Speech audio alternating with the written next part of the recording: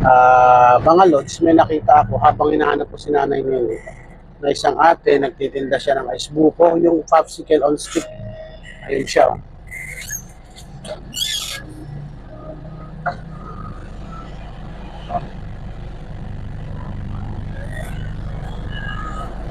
So yun, kababayin siya ni Kuya Boss Tapos.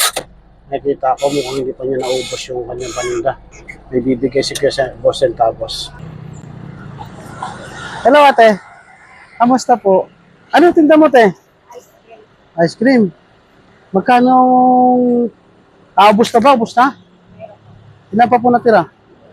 Kunti na lang, siguro mga 30 na lang.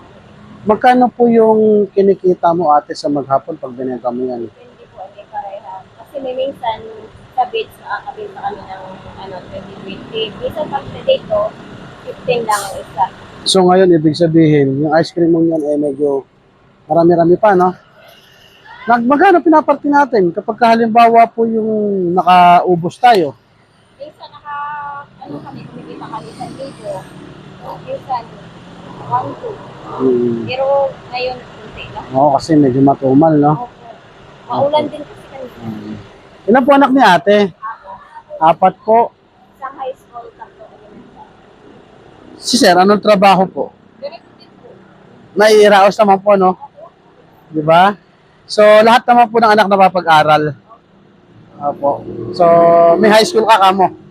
Dumadayo pa po kayo rito. Dito, kilala na ako ng mga tao. Oo nga po, no? Oo nga po. So, parang namang, no? Naya. Ba't parang naliligid luha mo, te? Nakikita ko. Parang, pagod lang. Pagod siguro. Pagod lang. Dito pa. Kasi nakita ko nga po kayo. Damdam ko yung pagod sa paghahanap buhay. At least lumalabang kayo na parehas. Okay lang po. Diba? Para naman yun sa mga anak ko, sa pang-araw-araw. O, diba? So, isinusurvive mo talaga yung pangangailangan ng family kaysa naman yung iba, gumagawa lang ng hindi maganda, diba? At least yun, lumalabang ka. Na, bibigay sa'yo si Kuya Boss Tapos, vlogger po ako. Makatulong sa pamilya mo kahit pa paano, no? So, yun, bibigyan kita ng bigas. Yun. Bigyan mo kaya ate, ano? Anak ko po yan, nabunso, at anak ko ng panganay. Ito po pangalawa. Bless kayo kaya ate, bless kayo. Ano? Bless kayo ate.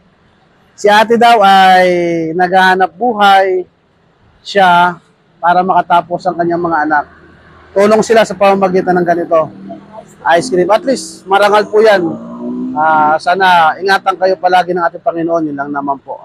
Natutuwa ako sa inyo. Proud ako sa mga katulad nyo po. Ingat po kayo palagi. Sana po makatulong po sa inyo. Ha? Sige po. Salamat po ate. Bye-bye po.